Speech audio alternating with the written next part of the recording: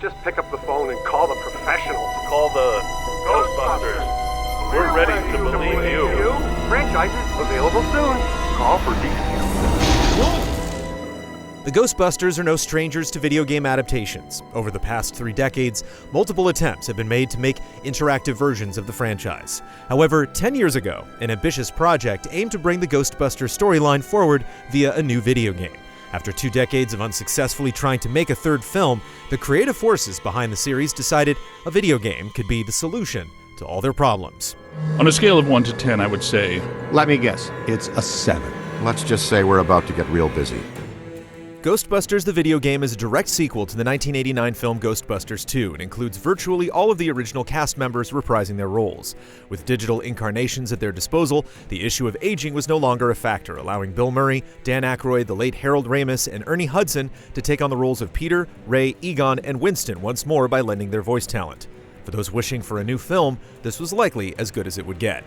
Dr. Stantz, if you'd do the honors. Proud to, Dr. Venkman. The game succeeds at feeling like the genuine article. Many of the environments are taken straight out of the first film, like the Sedgwick Hotel and the New York Public Library. And nearly all of the music is from the original film score, right down to the iconic theme song. The attention to all the little details really shines, whether it's exploring the fully realized firehouse, relishing in the visuals and sound effects from the proton packs, or just how well they nailed the appearances of each member of the cast. Funny guy, Venkman. You've always been my favorite. There's an enjoyable story here too, one that could have easily passed as worthy subject material for a third film. Ghostbusters revisits several plot points from the first 2 films and connects them together with new developments that further add to the world building and mythology of the series. It does rely a little too heavily on the past, but it's a good story, backed by solid writing and voice work.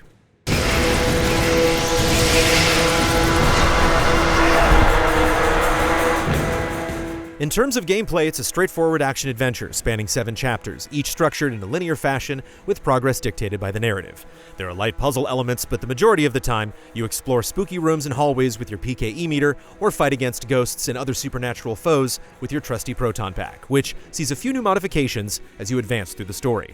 By capturing ghosts, you earn cash, which can then be spent on upgrades to both your proton pack and your ghost trap to make your job just a little bit easier.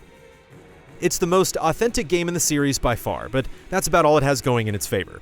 While the design and gameplay probably held up better 10 years ago, now it feels dated and flawed.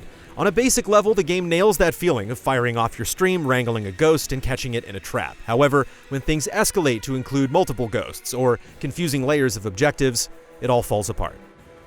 You can do yourself a favor and scan new ghosts to learn their weaknesses to make fights manageable, but when the game throws one too many enemies at you, the action quickly spirals into aggravating chaos. Claustrophobic environments with tons of enemies paired with the stiff movement of your character is suffocating. Even on the easier difficulty settings, there are plenty of situations where you can fall in battle multiple times without feeling like you had a fair chance. That's it. Fully fly.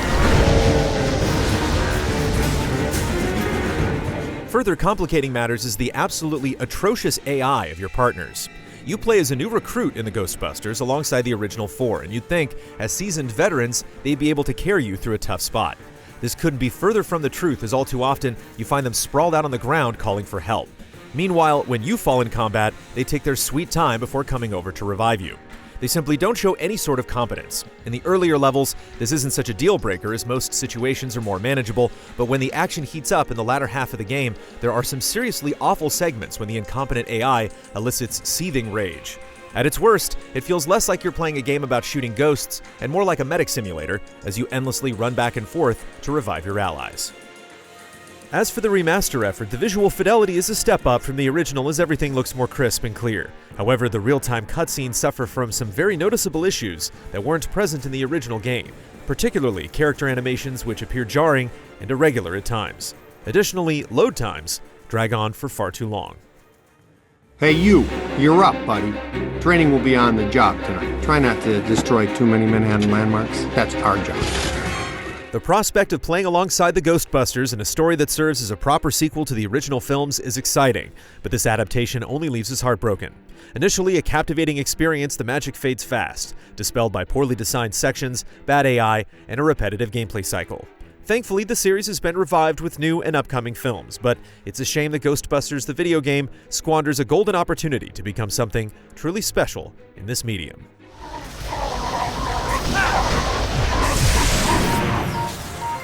Very nice, cadet.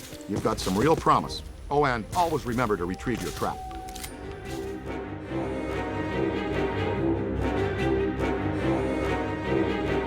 Easy Allies reviews are made possible by generous viewers just like you. If you like what you see, check out patreon.com/easyallies to help us make more. For just $1 a month, you can gain access to weekly updates, spoiler discussions, and exclusive shows.